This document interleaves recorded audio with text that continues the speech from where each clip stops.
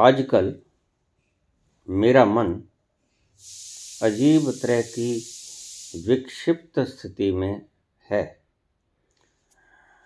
जाता है, कभी तो बहुत रुलाई आती है, कभी जब आंखें बंद करती हूँ तो अपने को आकाश में एक ऊंची अवस्था में अनुभव करती हूँ,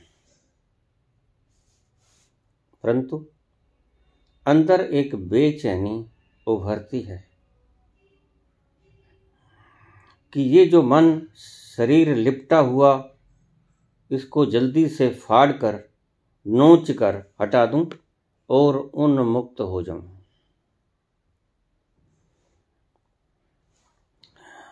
परंतु ये हो नहीं पाता और न होने की पीड़ा मुझे कष्ट से मुक्त नहीं होने देती। आपके प्रवचन भी शास्त्रों की तरह लगते हैं।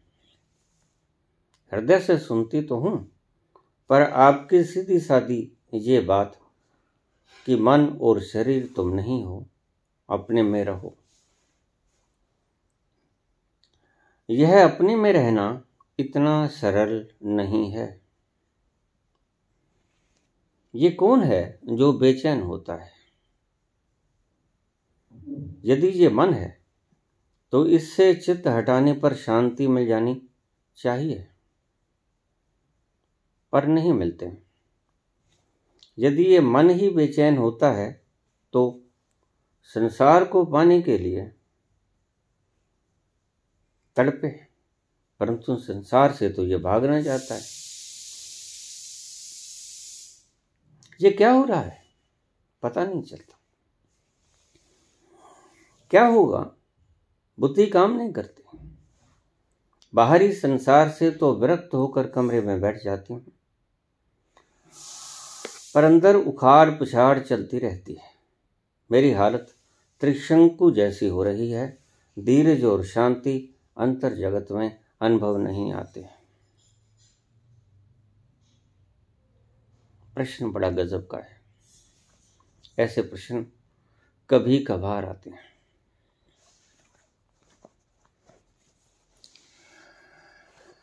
लेकिन हल भी कैसे करें?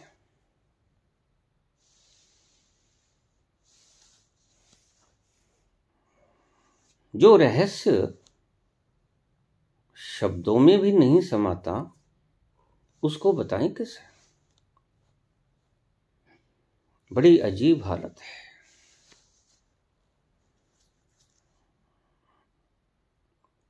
थोड़ा एकांत में शांत स्थान पर बैठकर ये पूरा प्रवचन सुनना होगा। हैं तो इशारे, मैं शुरू से ही कहता रहा, इशारों को जब तक इशारों की तरह पकड़े रहोगे, तब तक तो इशारे करने वाला भी मजबूर है।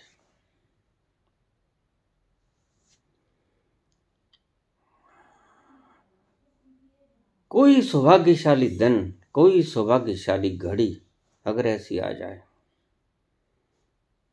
कि इशारे करने वाला इशारा करे और सुनने वाला उस इशारे के टॉप पर ना देखे, इशारे की स्ट्रेट लाइन में देखे, तो बात बन जाएगी। बहुत बार कह चुका हूं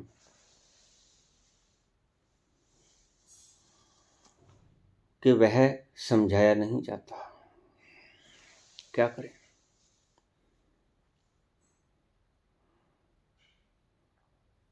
जैसे तुम शीघ्रता से समझना चाहते हो, आपको नहीं पता, गुरु भी उतनी ज्यादा शीघ्रता से आपको समझाना चाहता है, मजबूर है, कुछ नहीं कर पाता। ये हमारी बनाई गई शुद्र लिपियां मात्र इशारा ही कर पाए, ये भी क्या काम है?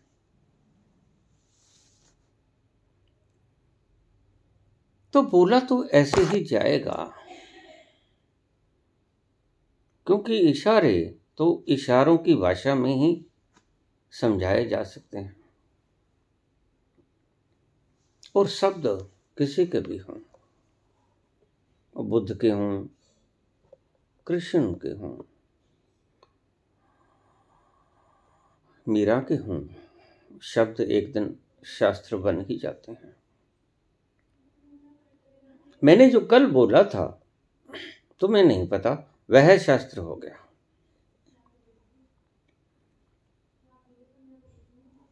जब बोला था तो बड़ा ताजा ताजा था, जैसे अभी ओस की बूंद गिरी हो तुलसी के पत्ते पे, पवित्रता पे पवित्रता गिरी हो, अभी ताजा ताजा ओस की बूंद मोती के समान चमकते। जब बोला था तो ऐसा ही था, लेकिन कल जो बोला था वो आज शास्त्र हो गया, और आज जो बोलूंगा वह कल शास्त्र होने को है।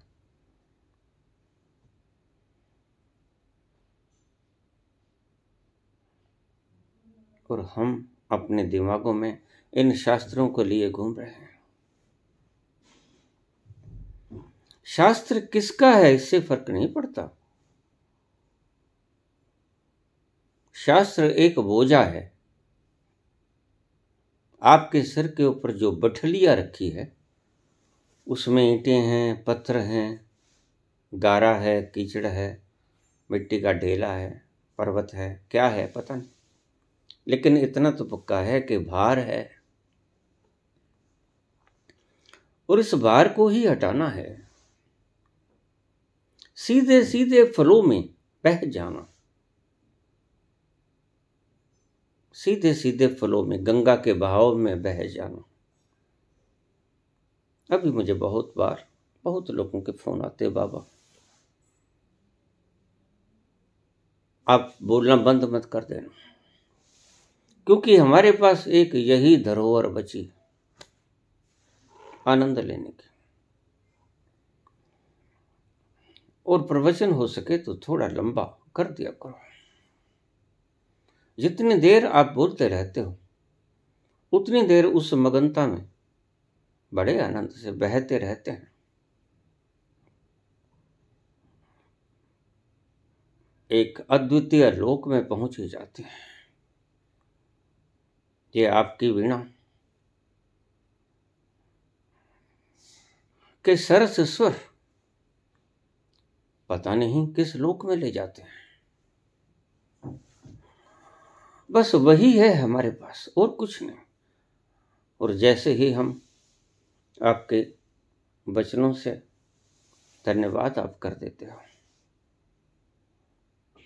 फिर वही कोलाहल, फिर वही संसार, फिर वही मन की दौड़ धूप। इसलिए हम ईश्वर से प्रार्थना करते हैं कि आप कभी बोलना बंद न करें। बस यही 1 घंटा है हमारे पास। आध्यात्मिक भोजन करने का। मनोरंजन बहुत कर लेते हैं, फिल्म देखाते हैं और मनोरंजन बहुत कर लेते हैं, लेकिन आध्यात्मिक भोजन के लिए आपके प्रवचनों के सिवा और कुछ है ही नहीं। ये आत्मा की भूख है।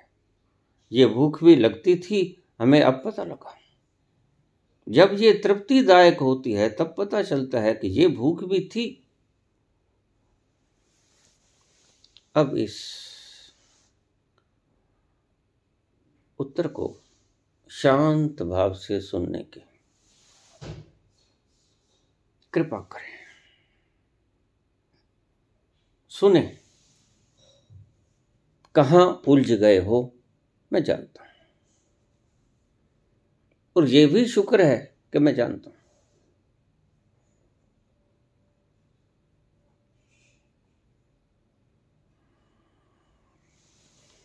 मन को ठहरा के सुनो, और गुरु आपसे मुखातिब होने से पहले खुद ठहरता है, खुद ठहर जाता है संपूर्णतया, उस झील की तरह परम मौन अवस्था में,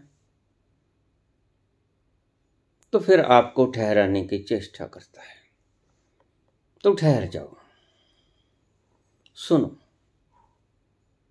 कहाँ उलझे हो मैं बता देता हूं।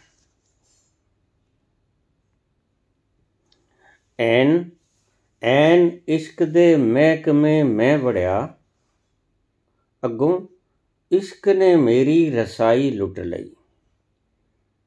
ਐਨ इश्क दे महकमे मैं बढ़िया, अगों इश्क ने मेरी रसाई लुट लई। मैं गया सी इश्क दी दीद खातर, मैं गया सी इश्क दी दीद खातर, पर इश्क ने मेरी तन्हाई लुट ली।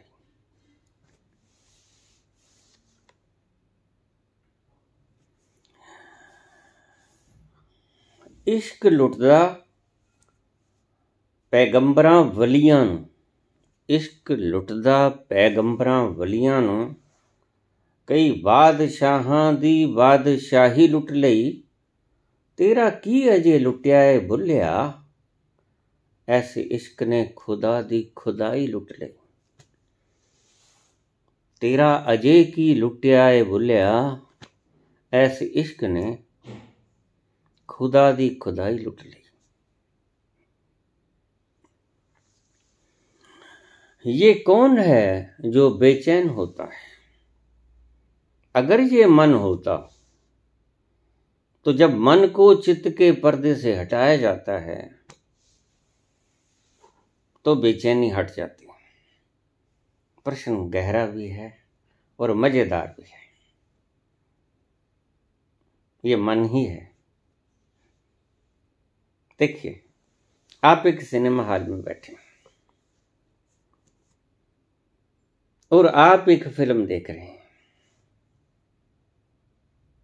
फिल्म में कोई हंस रहा है, रो रहा है, मारपीट हो रही है, मारकाट हो रही है, लेकिन आप भूल जाते हो कि ये रंगों का खेल है।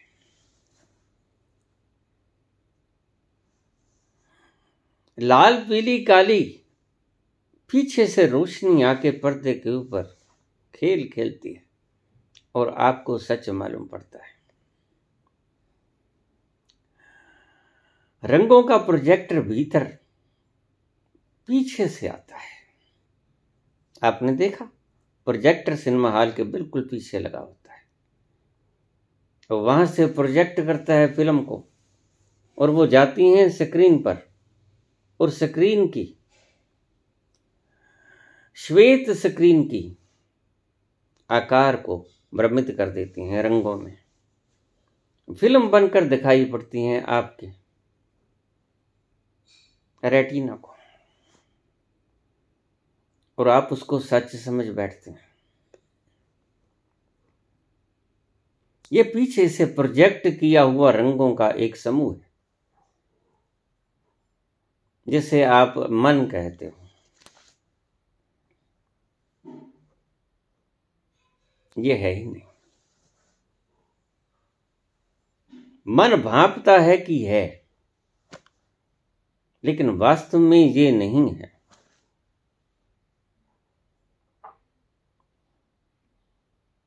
अगर वो पीछे से प्रोजेक्टर रंग बिखेरना बंद करते हैं तो क्या होगा? पर्दा खाली हो जाएगा। पर्दा खाली होगा तो फिल्म रुक जाएगी, जहां थी वहीं रुक जाएगी और एक श्वेत स्क्रीन फिर सामने आ जाएगी जिसके सामने आप जाके बैठे थे। लेकिन इन रंगों के खिलवाड़ में आप भूल ही गए कि रंग का खेल चल रहा है। इन रंगों के खेल में कभी रोते हो, कभी हंसते हो, कभी दर्दनाक दृश्य आते हैं, कभी खुशनुमा दृश्य आते हैं, कभी मार धाड़ के सीन आते हैं, कभी प्रेम प्यार के सीन आते हैं, और ये सब तुम देखते हो और इनमें आसक्ति के कारण आप भ्रमित होकर आंसू बहाते हो। ये सब भ्रम है। All are illusions.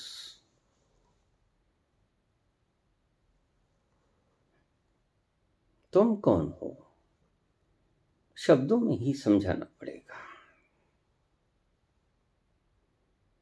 और यही बार बार समझाने की चेष्टा मैं करता हूं। शरीर नहीं हो, मन नहीं हो, चित्त नहीं हो, अहंकार नहीं हो। इस मन को हटाने से जो चित्त बचता है वह भी तो अशांति का कारण है। अगर ये मन दुख देता तो फिर मन को जब हटा देती हूं तो फिर कष्ट काहे का बचता है? फिर चित्त दुख देता है।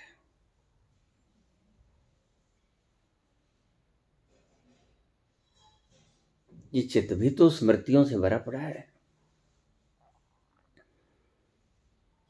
मन को हटा लो, लेकिन चित्त के भीतर की स्मृतियां आपको दुखी करेंगी, कल्पनाएं आपको दुखी करेंगी।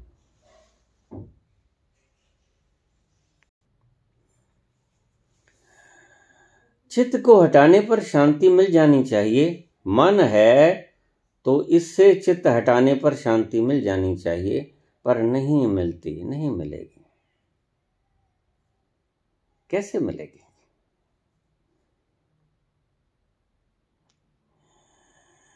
यदि ये मन ही बेचैन होता है तो संसार पाने के लिए तड़पे,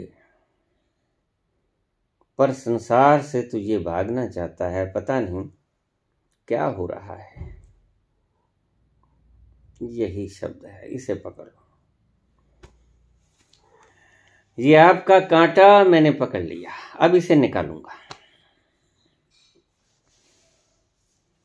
ये कांटा मेरी पकड़ में है, और जिसके ये कांटा पकड़ में आ जाए वही आपका कांटा बता पाएगा, वही आपका कांटा निकालने में मददगार होगा। निकालोगे तो आप खुद। कई बार लोग कांटों को भी दिल से सहला लेते हैं कि अच्छा है, मत छेड़ो इसे, दर्द दे रहा है, बिरहा की अग्नि, गलती खा जाते हैं। क्योंकि बिरहा की अग्नि का भी एक अनोखा स्वाद है।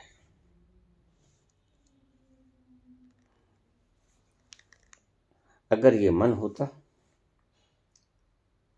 तो फिर संसार को पाने के लिए भागना चाहता। गलती खा गए। फिर समझो, संसार के लिए भागे कि परमात्मा के लिए भागे? भाग तो रहा है। यही मन आपको बुलावा देता है, यही मन आपको ठगता है। हाँ, अगर कुछ पाना चाहता तो संसार में भाग दौड़ करता, कोई अध्यापन कार्य कर लेता, कोई काम धाम छेड़ लेता। आपको ठग रहा है। माया तो ठगनी भई, ठगत फिरत सब देश, जा ठगने ठगनी ठगी, ता ठग को आदेश।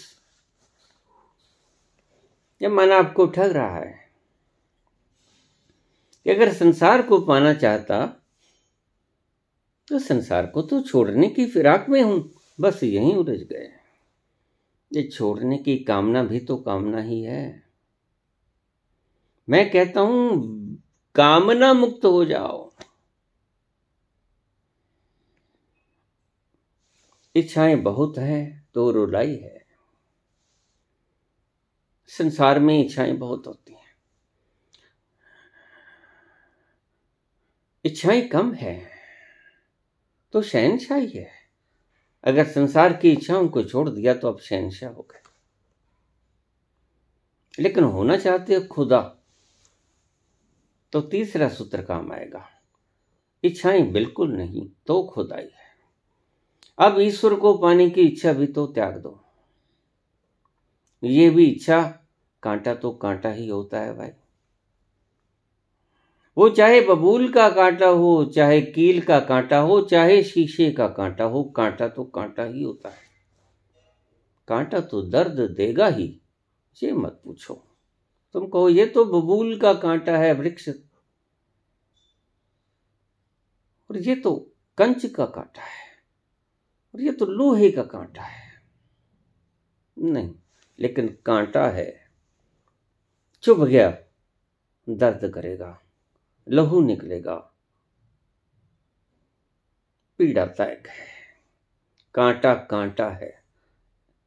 इच्छाएं इच्छाएं हैं, चाहे परमात्मा की हों, चाहे संसार की हों। मन तो उलझ गया ना भाई। फिल्म देख रहे हो, मार धाड़ हो रही है, और फिर थोड़ी देर ठहर के प्रेम प्यार हो रहा है स्क्रीन पे।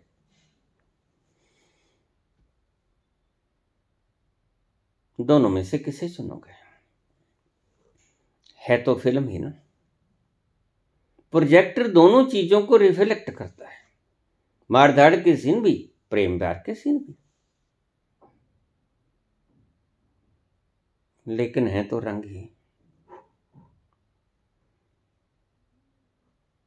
इस श्वेत पर्दे के ऊपर आप चिपक जाते हो प्रेम प्यार के सीनों से, बड़े मधुर जाप पड़ते हैं। क्यों परमात्मा को पाना चाहते हो?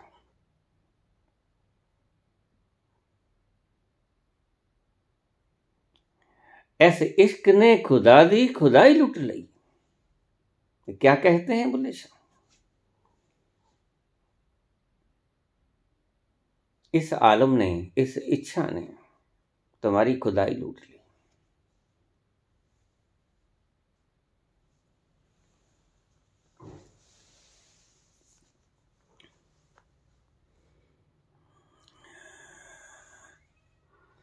ऐसे इश्क ने वलियां दी शहनशाही लुट लई, ऐसे इश्क ने खुदा दी खुदाई लुट ली। इच्छाएं संसार की हों या परमात्मा की हों, क्या फर्क पड़ता है? सिर पे बोझा चाहे विष का हो, चाहे अमृत का हो, है तो बोझा ही। तो यहीं तुम गलती खा जाते हो। तुम्हारा मन यहीं ठगता है तुम्हें। मैं कहता हूं शब्दों से बाहर हो जाओ, तो लोग मुझे कहते हैं बाबा ये गीता ही तो पढ़ रहा हूं। तो गीता शब्द नहीं है क्या? मैं कहता हूं शब्दों से पार हो जाओ। आप गीता में उलझ गए, तो फिर मेरे शब्दों को सुना कम, मात्र शब्दों को सुना। शब्दों के भीतर की रस को नहीं पकड़ा आपने। शब्दों के भीतर जो रहस्य का रस छुपा था वो चूक गए। हमें तो कहना पड़ेगा। अगर मैं आपको कहता हूं कि मौन हो जाओ, लेकिन हमारी मजबूरी है, क्या करें? मौन हो जाओ ये कहने के लिए भी हमें इस्तेमाल करना पड़ेगा शब्दों का। चुप हो जाओ आपको ये कहने के लिए भी हमें बोलना पड़ेगा। बड़ी दुविधा है। इसलिए मैं कहता हूं इस रहस्य को ना कोई समझ पाया है, ना कोई समझा पाया है। इशारे होते हैं, और अगर बोलूंगा नहीं तो इशारा करूंगा। क्या करूंगा? ये भी तो एक बोलना ही हो गया। अगर ये नहीं करूंगा तो आप कैसे समझ पाओगे? अगर ये भी नहीं करूंगा, कुछ टेलीपैथी समझता है, कोई मनस की भावनाओं को कैच करता है, तो आपको टेलीपैथी के द्वारा संकेत करूंगा कि चुप हो जाओ। अगर आप उन तरंगों को पकड़ लोगे तो तरंगे तो मैंने फेंकी ही ना आपकी तरफ। बड़ी सूक्ष्म बात है। कुछ हिलाया आपके मस्तिष्क की वाइब्रेशंस, कुछ फेंका, लेकिन कुछ इशारा किया। वो कैसे भी किया हो, शब्दों से किया हो, मौन से किया हो, या टेलीपैथी के द्वारा भावनाओं से किया हो।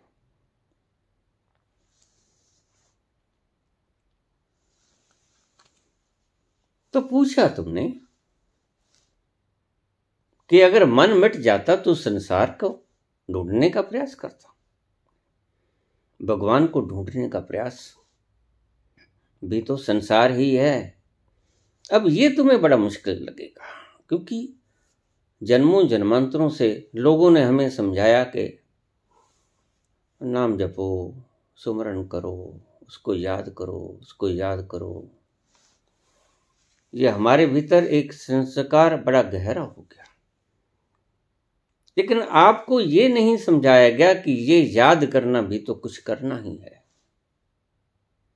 और आपके याद करने से वह प्रकट हो पाएगा जो कि है। बताओ, नहीं प्रकट हो पाएगा।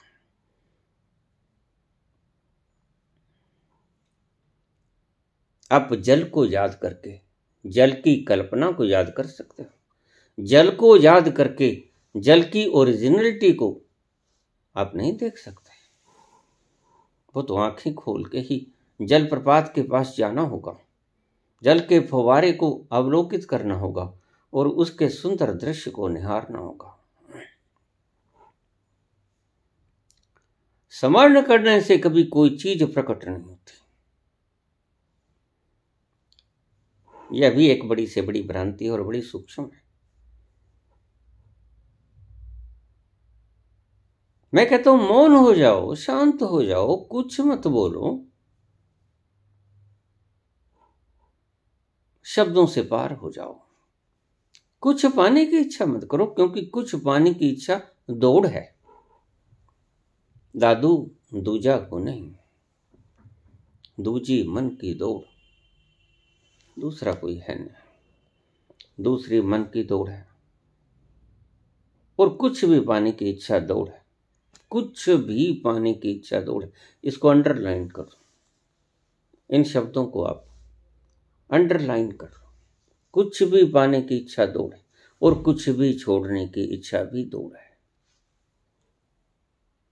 आप एक पक्ष को पकड़ लेते हैं, फिर दूसरे पक्ष को छोड़ देते हैं, फिर दूसरे को पकड़ लेते हैं, पहले को छोड़ देते हैं, लेकिन पकड़ना जारी रहता है। मुश्किल बात है कि पकड़ छोड़ दो। ये लीव दिस क्लिंगिंगनेस, पकड़ छोड़ो। तो पकड़ चाहे परमात्मा को पाने की है, वो चाहे ईश्वर को पाने की है।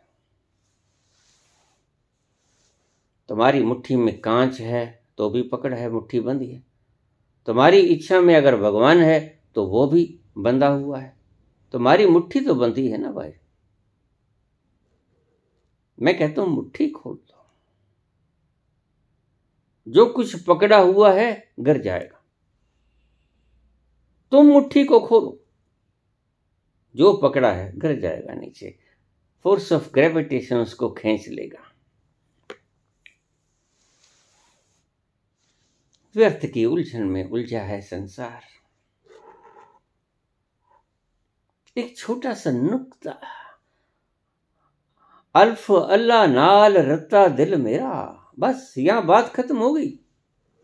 आगे चलने की जरूरत कहां है? आगे चलने की जरूरत तब पड़ती है जब ये बात समझना है। एक नुक्ता अगर तुम्हारी समझ में नहीं आया तो फिर दूसरे नुक्ता भी नहीं समझ में आएगा, क्योंकि एक नुक्ता इशारा है। आपने अल्फ देखा, एक सीधा सीधा डंडा होता है अल्फ। अल्फ अल्लाह नाल रत्ता दिल मेरा, मैनू बे दी खबर ना कही। अगर बे की खबर करोगे, दूसरे की खबर करोगे, तो संसार में उलझ जाओगे। इसलिए जिसने भी कहा, दादू ने कहा एक है, दूसरा है नहीं, दूजा को नहीं। गुरु नानक देव ने कहा एक ओंकार।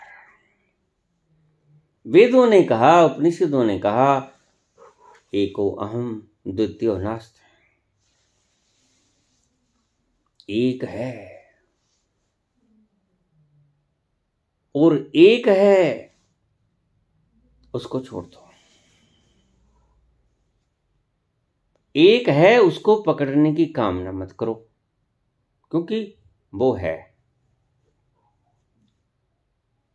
बड़े गहरे अर्थ हैं, बहुत गहरे डुबकी लगा के आपको बताना पड़ता है, लेकिन समझ आप फिर भी नहीं पाते, क्योंकि समझ में वो आता नहीं।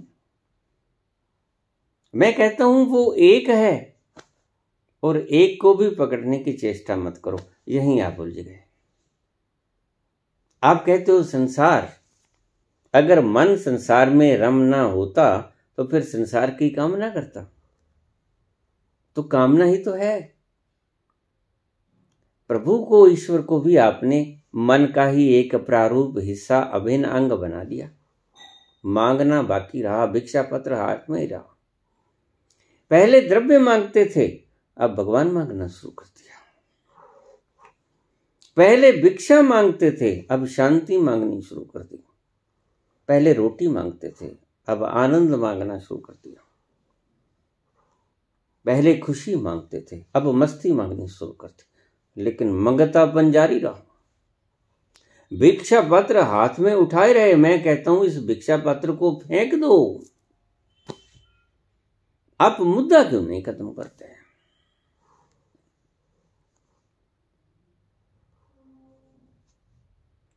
अल्फ अल्लाह नाल रत्ता दिल मेरा, मैनू बे दी खबर न काई।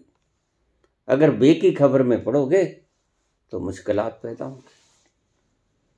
ये भी तुम्हारे मन का तर्क है कि अगर मन संसार की चाहत में होता तो फिर संसार की मांग करता, कोई उपद्रव करती, कोई कामधाम छेड़ती। यहां बैठकर आलती पालती मार के अपने बीते उतरने का प्रयोजन क्या है? समय बर्बाद हो रहा है। कुछ कामधाम में लग जाती। संसार को पाने की इच्छा तो है नहीं, लेकिन पाने की इच्छा तो है ना। क्या पाने की इच्छा है? Doesn't matter. क्या पाने की इच्छा है यह जानना जरूरी नहीं है, बस पाने की इच्छा है। किस चीज को बांधे हो मुट्ठी में, इससे कोई फर्क नहीं पड़ता, बस मुट्ठी बंधी है, इससे फर्क पड़ता है। वो आपने बच्चों के बंटे पकड़ लिए या सेठों के लाल हीरे जवाहरात पकड़ लिए, लेकिन मुट्ठी तो बांधनी ना। और अगर मुट्ठी बांध ली तो फिर जोर तो लगाया उसको पकड़ने में। वह जोर जो पकड़ने में लगा रहे हो आप, यही आपकी तंगी का कारण है, यही आपके दुख का कारण है। मैं शुरू से ही कहता हूं, पकड़ छोड़ दो, पकड़ छोड़ दो, पकड़ छोड़ दो। मुट्ठी मत बांधो, क्योंकि अगर तुमने कुछ पकड़ा है तो निश्चित ही तो पकड़ा है कि कुछ बहुमूल्य चीज है। आप उस बहुमूल्य खजाने को जानते ही नहीं, जो आपने जहां जाना है, जहां तक आपने पहुंचना है। कुछ भी पकड़ोगे संसार में या कुछ भी छोड़ने के लिए, ये दोनों ही चीजें आपको भटका देंगे। लेकिन पहली बात तो समझ में आती है, दूसरी आपको समझ में नहीं आती। इसीलिए गुरु कहते हैं कि ये रहस्य है भाई, क्या करें। इशारे करते हैं, अब भी इशारा कर रहा हूं। ये मत समझना कि अब आपको मैं रस घोल के पिला रहा हूं, अमृत तत्व का नहीं। अब भी इशारे ही कर रहा हूं। इशारों को अगर पकड़ लिया किसी दिन, कोई ऐसी सुंदर घड़ी आ गई, भाग्यशाली घड़ी आ गई, जिसकी भी आ गई, तो इशारों के टॉप को न पकड़ के उसके सीध में जिस दिन स्ट्रेट लाइन में देख लिया आपने, उस दिन भ्रम मिट जाएगा। इस इश्क ने वली दे शहनशाही लुट ली, इस इश्क ने खुदा दी खुदाई लुट ली। बड़ी प्यारी बात कही बुल्ले शाह ने। इस पकड़ ने, पकड़ किस चीज की है, इस बात को आप सोचना ही मत। पकड़ मात्र को छोड़ देना। क्या पकड़ रहे हो यह सोचने योग्य नहीं है। आप पदार्थ पकड़ रहे हो या गीता के शब्द पकड़ रहे हो या कुरान के आयतें पकड़ रहे हो या वेदों की ऋचाएं, क्या पकड़ रहे हो इससे कोई फर्क नहीं पड़ता, लेकिन पकड़ रहे हो बस इससे फर्क पड़ता है और पूरा फर्क इससे पड़ता है। तो मैं कहता हूं सभी दृश्यों को हटा दो, पीछे से प्रोजेक्टर ही बंद कर दो, श्वेत स्क्रीन उभरेगी। और यही काम बस नहीं होता, श्वेत स्क्रीन उभरेगी लेकिन अभी आप हाल में बैठे हो। रंगों से तो मुक्त हुए, खेल से तो मुक्त हुए, रोने धोने से, प्यार से, मारधाड़ के सीन से मुक्त हुए, लेकिन बैठे हो अभी सिनेमा हॉल में। अब ये पॉइंट सोचने योग्य है थोड़ा सा।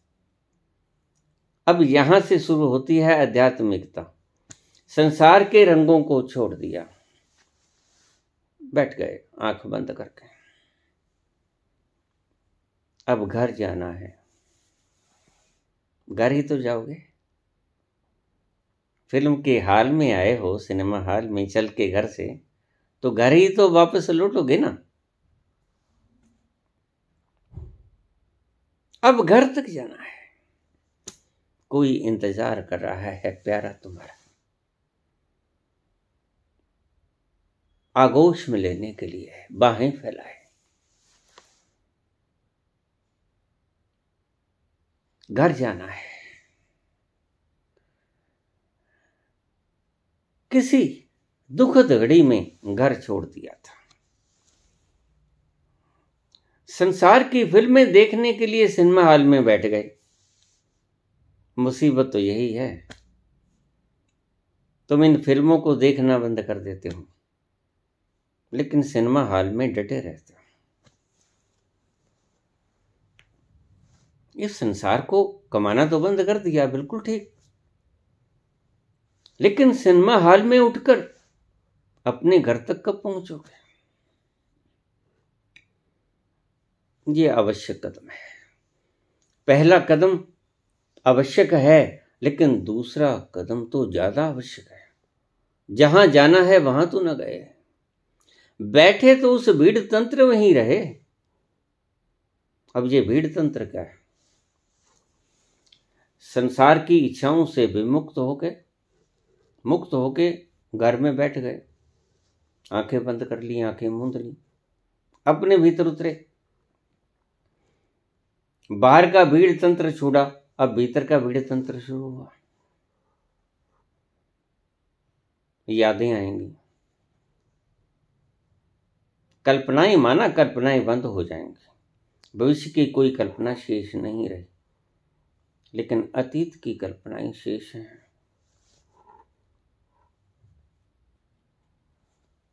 मन खाली हो गया, ऐसा कभी समझना ही मत, क्योंकि मन अभी एक दृश्य से खाली हो गया, अभी चित्त भरा पड़ा है मन से। आपको पता है, वे धीरे धीरे वे कुरेदने से, पत्थर जो होता है पत्थर, वे झाड़ू मारने से नहीं चढ़ता। यह कोई फर्श पे पड़ी हुई कोई धूल नहीं है। जब हम झाड़ू मार देंगे और धूल उड़ जाएगी और फर्श साफ हो जाएगा, पोछा मार देंगे फर्श साफ हो जाएगा। पहाड़ कभी पोछा मारने से साफ हुए हैं? नहीं होते। यह जो चित्त है, यह भी मन का ठोस रूप है। इसने ठोसत्व ग्रहण कर लिया, जन्मों जन्मों के संस्कारों ने कठोर रूप धारण कर लिया पर्वतों का।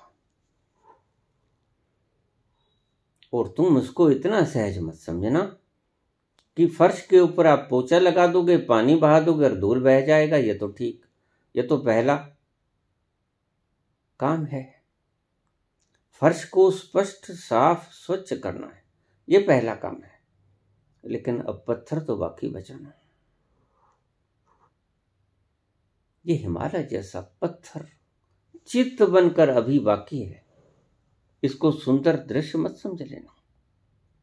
ये जमा हुआ धूल है, जन्मों जन्मों के विचारों का, संकल्पों का, कल्पनाओं का, स्मृतियों का जमा हुआ रूप, ठोस रूप लेकर हिमालय पहाड़ की तरह खड़ा है। अब इसको कैसे हटाओगे? इसके आर पार देख नहीं सकते आप। यही मुसीबत है सबकी, और बताने वाला कोई है नहीं।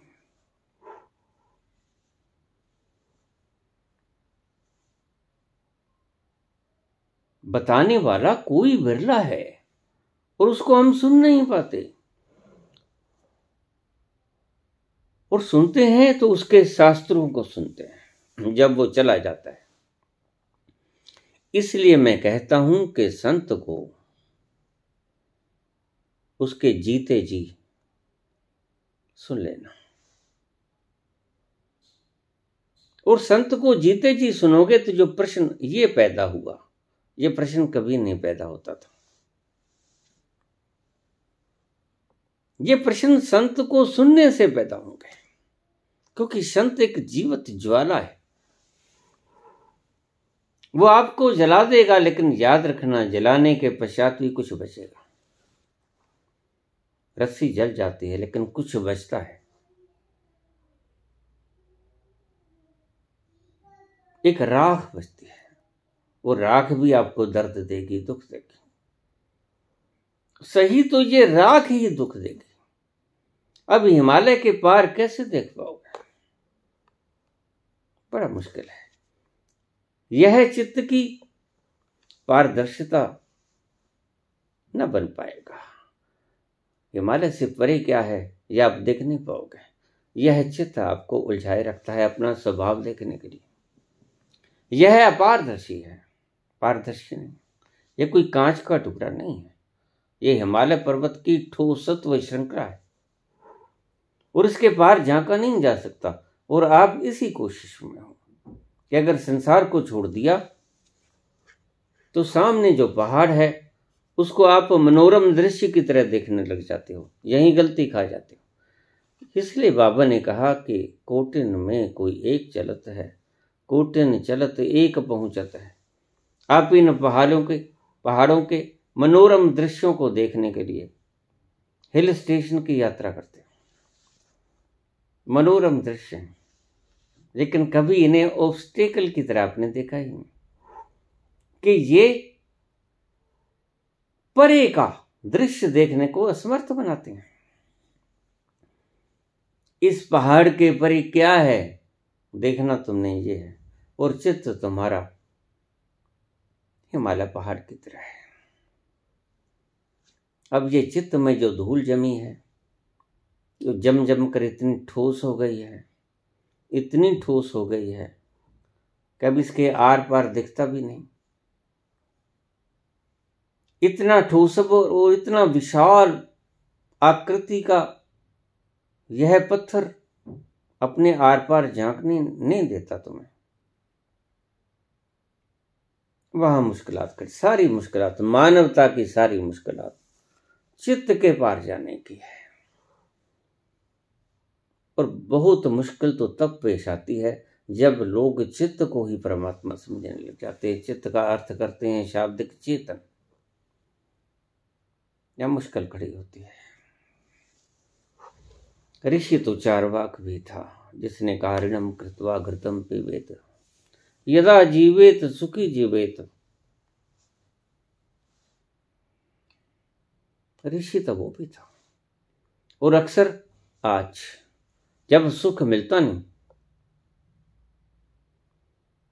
तो सुख के न मिलने के कारण हम ये नहीं देखते कि हम जिधर जा रहे हैं हमारा रास्ता गलत है। हम न सुख मिलने के कारण बहुत जुगाड़ करने के बाद भी जब सुख नहीं मिलता तो हम क्या कहते हैं कि सुख है ही नहीं। अभी मेरे को कल ही प्रश्न आया किसी का, बाबा संसार में सुख है? बाबा, संसार में सुख है? नहीं है तो क्या परमात्मा में सुख है? अब देखिए कितनी रुग्ण अवस्था है इस व्यक्ति की, कितनी दर्दनाक सहनीय पीड़ा में ये व्यक्ति गुजरा, जिसको कभी उस सत्ता का क्षण भर के लिए भी साक्षात नहीं हुआ। अब तो संदेह उठना लग गया कि बाबा क्या खुशी होती भी है? तो ऐसा हो गया जैसे भूखे को भोजन न मिला हो और वह कुछ देर के बाद भूल जाए, कुछ दिन महीनों के बाद भूल जाए और पूछे कि बाबा क्या रोटी होती है, क्या भोजन होता है? बस ऐसी ही पोजीशन तुम्हारी हो गई, और ऐसी ही पोजीशन तुम्हारी है तो नास्तिक पैदा होते हैं। ये सारे नास्तिक इस पोजीशन की देन, ये मार्कस, माओ, स्टालिन, मुसोलिनी, नीत्शे, ऐसी ही मानसिकता का परिणाम। इन्होंने सुख का एक स्वाद, एक लम्हा, एक झोंका कभी नहीं चखा, कभी नहीं चखा।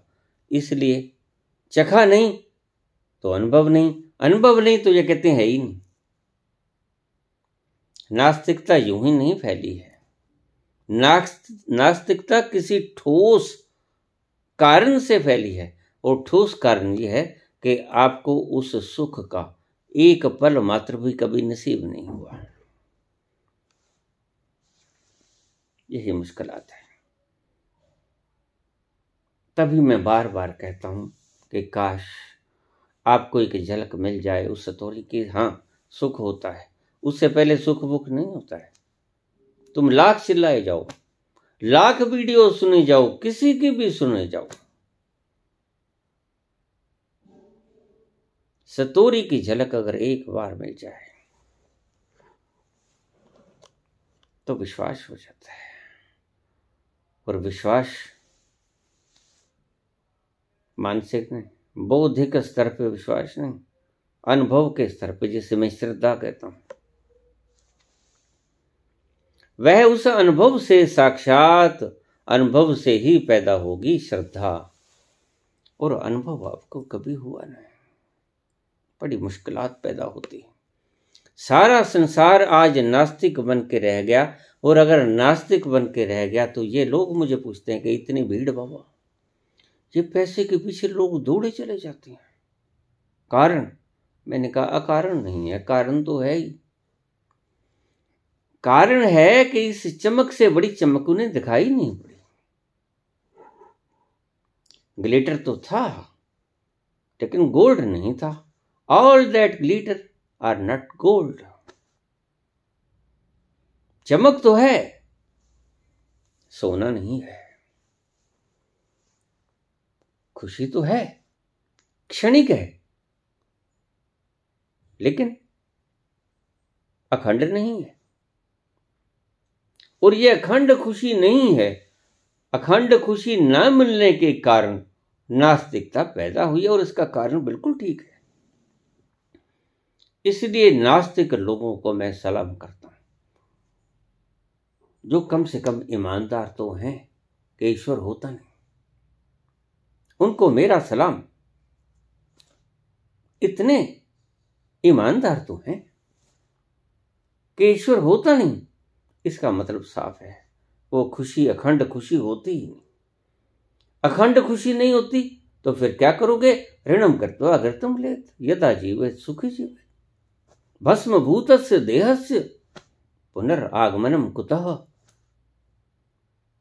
शरीर ने शरीर से लिया दिया और शरीर भस्म हो गया, फिर कभी किसी ने वापस आता देखा? पुनर्आगमनम कुतः, यही तो पैदा होगा। अगर अखंड आनंद नहीं है, ये प्रश्न उठना स्वाभाविक हो जाएगा। बहुत देर इंतजार किया, अखंड आनंद नहीं मिला। जिन्हें नशे जहान दे उतर जान प्रभात, सुबह उतर जाती है, रात को पी लेते हो। अखंड नहीं रहती ये मस्ती, अखंड नहीं रहता ये आनंद, टूट जाता है। सांझ को फिर मैखाने की तरफ पांव उठा लेते हो। तुम्हारी गलती नहीं, नास्तिकों की कोई गलती नहीं, बल्कि नास्तिकों को तो मैं प्रणाम करता हूं, कम से कम ईमानदार हैं, कम से कम झूठ नहीं बोलते हैं। लेकिन आस्तिकों के ऊपर तो मैं बड़ा कुपित हूं।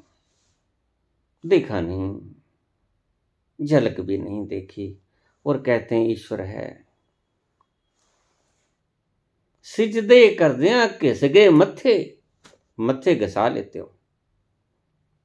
पीट पीट के इन पत्थरों के साथ रगड़ रगड़ के माथा घिस जाता है, दिखता वो फिर भी नहीं। अगर नास्तिक हैं जो कहते हैं कि परमात्मा नहीं है, परमात्मा का अर्थ खुशी नहीं है, खुशी नहीं का मतलब अखंड आनंद नहीं है, आनंद है, तो फिर क्या होगा? फिर निश्चित ही जो होगा वो ही हो रहा है। परमात्मा नहीं है, अखंड आनंद नहीं है, तो फिर ऋणम कृत्वा कृतम जीवेत, यथा जीवेत सुखी जीवेत, जितना है उतना जी लो।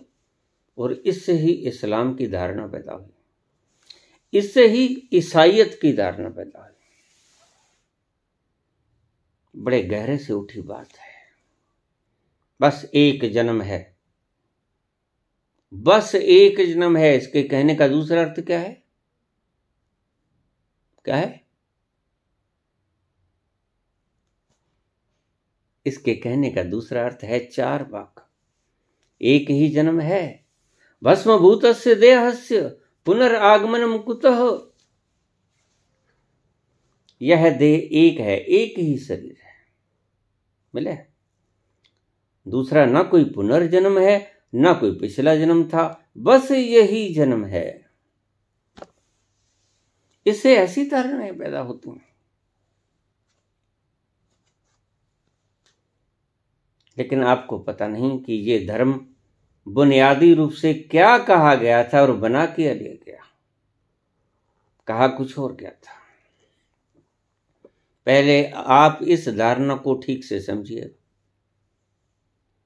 जब आपको अखंड आनंद नहीं है, इसका बिल्कुल पूरा का पूरा विश्वास हो जाएगा, तो फिर आप आओगे नास्तिकता में।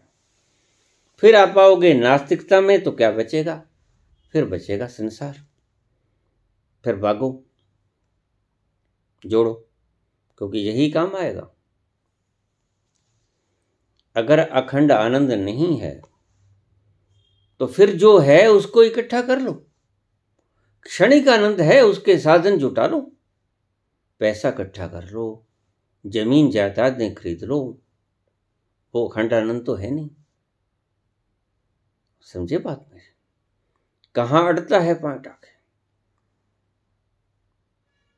झगड़ा यहां खड़ा होता है। ये नास्तिक अकस्मात ही पैदा नहीं हो जाते। नास्तिक बहुत तजर्बे के बाद नास्तिक होता है। किसी भी नास्तिक की जिंदगी में झांक के देखना, उसके पीछे एक बहुत गहरा अनुभव पाओगे। और क्या गहरा अनुभव पाओगे? इन षड्यंत्रकारी संतों महात्माओं का षड्यंत्रकारी रवैया, इनके फैलाए हुए झूठ, इनके फैलाए हुए अखंड सुख नहीं होने के कारण। अब ये बाबा जो फैला रहे हैं, जितने भी बाबा हैं, जो चमत्कार को अखंड आनंद के रूप में प्रसारित कर रहे हैं, ये क्या है? देखिए, चमत्कार दिखा के इस बात की उद्घोषणा कर देना कि सनातन धर्म का प्रचार कर रहा हूं, ये सनातन धर्म का प्रचार। सनातन धर्म का प्रचार वास्तव में क्या है? उस अखंड आनंद का प्रचार। और खुद इन्होंने देखा नहीं, तो जिन्होंने देखा नहीं वो प्रचार कर पाएगा इस योग्य है। जिसने अखंड आनंद को चखा नहीं, वह अखंड आनंद की व्याख्या भी कर पाएगा। प्रचार करना तो बहुत दूर की बात है, इसने खुद ही चखा नहीं। तो इनकी पोल देर अबेर खुल ही जाती है। चमत्कार को दिखा के सनातन धर्म का प्रचार करूंगा, कहाँ ये बात, कहाँ वो बात। जिसने उस अखंड आनंद का मजा चखा ही नहीं, एक झलक भी नहीं देखी, वो भला प्रचार कर कैसे पाएगा? उसने तो दूर से एक दृष्टि भर के भी उसे नहीं देखा। तो ये लोग नास्तिकता को पैदा करने के सहायक हैं। यही है मूल कारण नास्तिक लोगों के पैदा करने का। ये झूठ, ये कफर। हनुमान जी ने सूरज को खा लिया, मत्स्य अवतार, जिसको बंगाली लोग अपने भोजन में शुमार करते हैं, उस मत्स्य को अवतार कह दिया गया। मूलभूत कारण का इनको पता नहीं। अब उस अवतार को हम रोज खा रहे हैं बंगाली खाने में, चावल मछली, चावल मछली। और लोग देखिए चावल मछली खाकर भी प्रबुद्ध हो रहे हैं। रामकृष्ण परमहंस चावल मछली खाते थे और प्रबुद्ध हुए, और उनके जैसा मस्त व्यक्ति शायद ही कोई मुश्किल से मिलेगा। मांसाहारी लोग भी प्रबुद्ध हो रहे हैं, और इनको हैरानी आती है जब शास्त्रों में कहीं कहीं कोई हीरा चमकता दिखाई पड़ जाता है। अणिका तारी, गणिका तारी, तारे सदना कसाई। तो ये हीरा है जो आपको हिला देता है भीतर से। अणिका कैसे तर सकती है, गणिका कैसे तर सकती है, सदना कसाई कैसे तर सकता है? ये तो आप प्रश्न उठाते हो। फिर ये हत्या, ये कत्ल, ये क्यों? आप तो चाहते हो कि ये होना, ईश्वर की सृष्टि में ये होना, ये ईश्वर की सृष्टि का संविधान आप बनाते हो। जिसने रचा वह बनाएगा। तुम कौन होते हो इतिहास बनाने वाले, संविधान बनाने वाले? उसने बना दिया भाई। आप व्यर्थ की पीड़ा मत लो, व्यर्थ का बोझा मत उठाओ। जा करता सिद्धि को साजै, आपे जाने सोई। जिसने बनाई उसने संविधान भी रच डाला, अपने हिसाब से रच डाला। तुम्हें पूछ के रचेगा क्या? तुम 150 वर्ष के लिए मेहमान आए हो यहां, आपके लिए आपको पूछकर संविधान रचेगा वो परमात्मा? आप तो चाहते ऐसा ही हो कि ऐसा ही हो, लेकिन ऐसा होता कहां है? जिसने सृजना की वो सर्जनहारा अपनी सृजना को कैसे नचाना है उसके सिद्धांत वो खुद ही तो बनाएगा, तुमसे पूछ कर नहीं बनाएगा। तुम उसकी उत्पत्ति हो, याद रखना। और तुम बाद में बनाए गए हो, पहले उसने इच्छा की बनाने की, और तुमसे पूछ के थोड़े संकल्प लेगा वो। अखंड आनंद नहीं है, बेस में ये है। अखंड आनंद नहीं है, इसका तजर्बा, इसकी एक झलक नहीं मिली, नास्तिक हो जाता है व्यक्ति। तुम भी आस्तिकता के नाम पर छुपे हुए नास्तिक हो सभी। कोई मंदिर जाता, गुरुद्वारा जाता, किसी भी धार्मिक स्थल में जाता, भीतर से नास्तिक हो, ऊपर से दिखावे के आस्तिक हो। नास्तिक कौन? जो अखंड आनंद है उसने चखा नहीं, वो नास्तिक। और तुम अपने अपने हृदय के भीतर उतरो और देखो क्या वास्तव में तुमने अखंड आनंद चखा? नहीं। तुम पाओगे आनंद चखा, खुशी चखी, कुछ लम्हों की खुशी चखी, अखंड तो न थी। बस यही फर्क है आस्तिक और नास्तिक में। आस्तिक झूठा है और बेईमान है, मैं क्यों कहता हूं? इसलिए कहता हूं। आस्तिक से नास्तिक अच्छा है, मैं क्यों कहता हूं?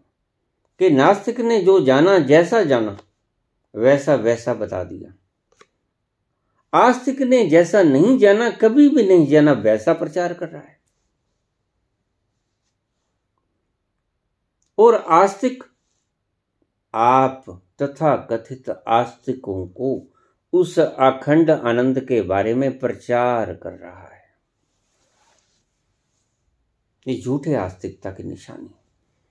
आस्तिक अगर सच्चा आस्तिक जिस दिन हो जाएगा, उसकी एक झलक भी पालेगा, उसने ये तामझाम छोड़ देगा।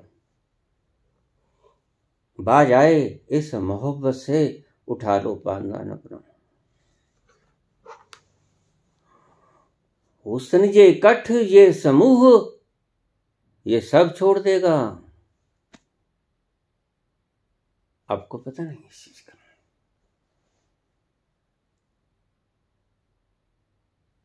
जिस दिन उस सच्चे आनंद की झलक मिल गई, जिस सच्चे आनंद ने वलियों की शहनशाही लूट ली और खुदा की खुदाई लूट ली,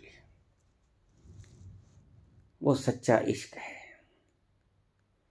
जिस दिन उस सच्चे इश्क में तुम डूब जाओगे,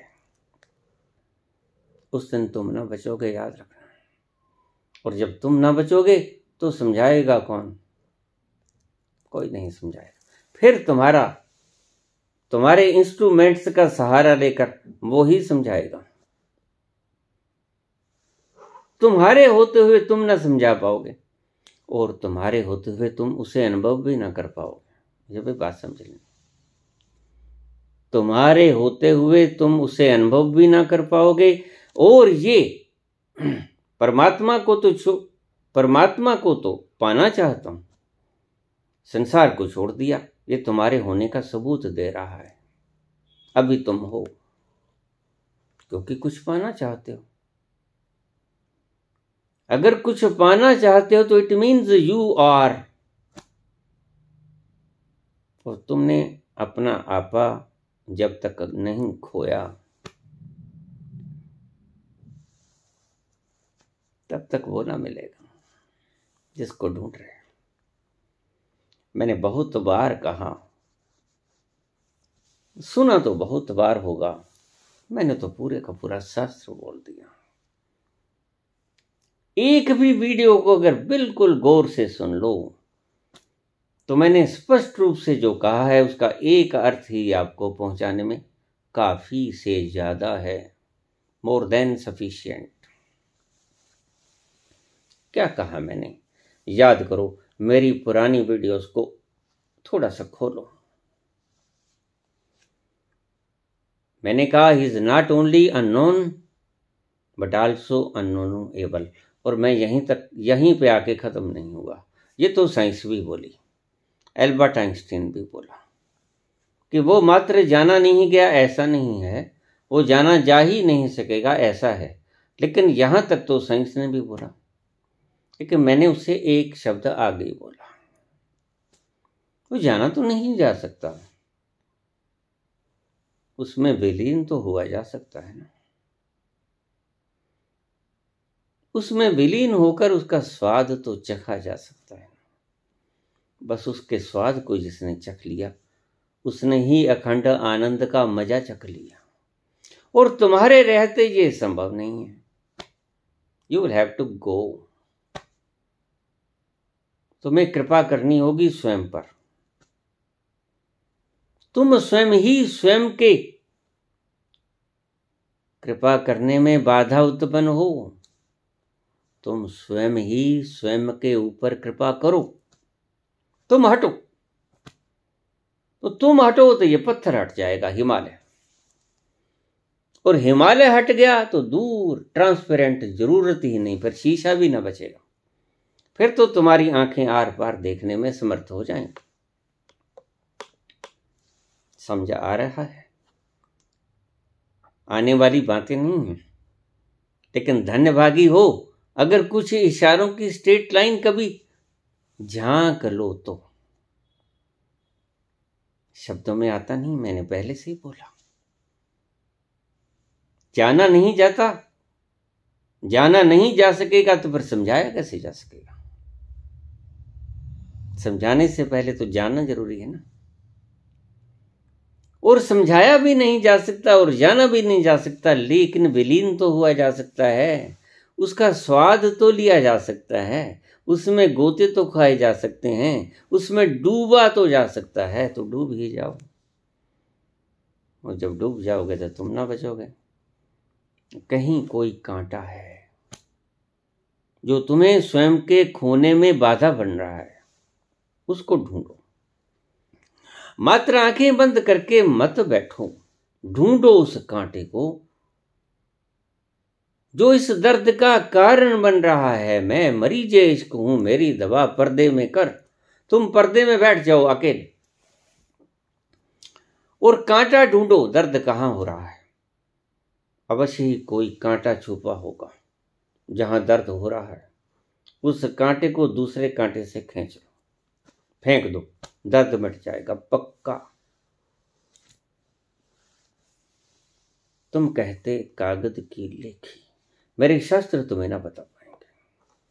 और मैं कहता आंखों देखी, मेरे आंखों देखी बात तुम्हारी समझ में आ जाए तो तुम धन्यवादी। वो वक्त धन्य है जब तुम्हें मेरी बातों की स्ट्रेट लाइन में देखने का मौका मिल जाएगा। वो समय धन्य है, वो घड़ी धन्य है। याद पड़े जब नाम, पलटू शुभ दिन शुभ घड़ी। याद पड़े जब नाम, लगन मुहूर्त झूठ सब और बिगाड़े काम। तुम्हारी ये उलझन में उलझन और उलझता हुआ मन के ऊपर तुम्हारी बुद्धि सब विक्षिप्त हो जाता है, होगा, क्योंकि तुम उलझन में उलझन खड़े कर रहे हो जल्दबाजी करके। ये जल्दबाजी तुम्हें पहुंचने में देरी का सबब बन रही है। बात बड़ी उल्टी है, लेकिन क्या करूं, क्या करूं। कांटे को निकालने के लिए भी तो कोई कांटा चाहिए। मुश्किल है। संसार की बातें, साइंस की बातें समझ में आती हैं, क्योंकि सीधी सीधी बातें समझने योग्य हैं, समझ में आ जाती हैं। लेकिन जो ना समझ में आने वाली बात है वो समझाऊं कैसे। जिसने वली की शहंशाही लूट ली, जिसने खुदा की खुदाई लूट ली,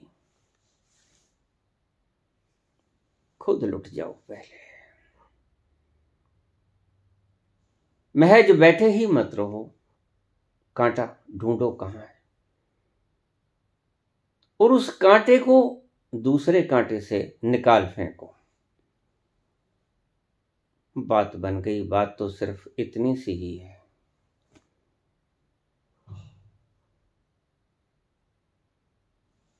अल्फ अल्लाह नाल रत्ता दिल मेरा, उस अल्लाह के साथ तुम्हारा दिल लग जाए।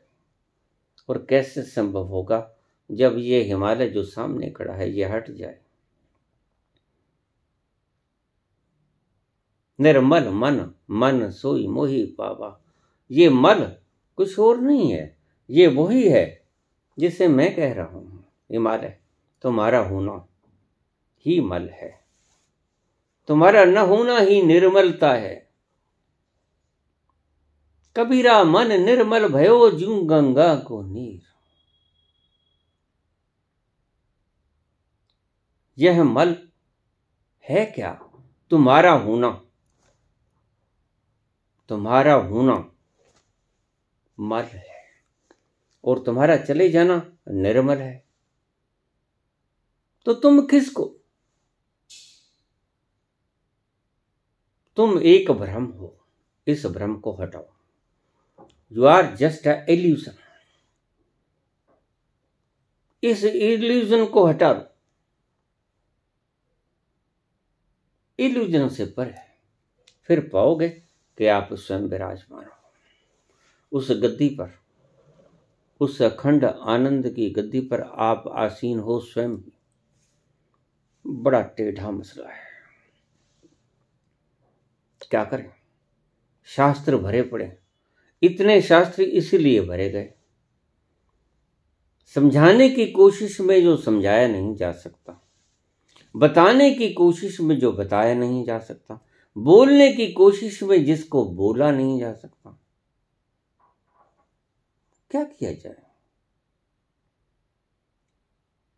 इन इशारों को ही अगर आप समझ जाओ तो बात बने, अन्यथा उलझे रहोगे। अन्यथा मेरे ये इशारे भी गड़बड़ फैलाने को हैं, यह और कांटा बनेंगे। यह कांटा निकालने की बजाय कहीं आप कांटे को और ज्यादा भीतर तक न चुभा लो, यही डर है अज्ञानी के लिए। इसको बड़े आराम से निकालना होगा और गुरु के शब्द इसको निकालेंगे। तो इसलिए शांत होकर इस फ्लो में बहना शुरू कर दो। जिस गुरु के बोलने में बहाव है, उस बहाव के साथ तैरो मत। मीन मेख मत करो, अपनी बुद्धि को एक तरफ से हटा लो, बुद्धि को हटा लो और पारदर्शी हो जाओ,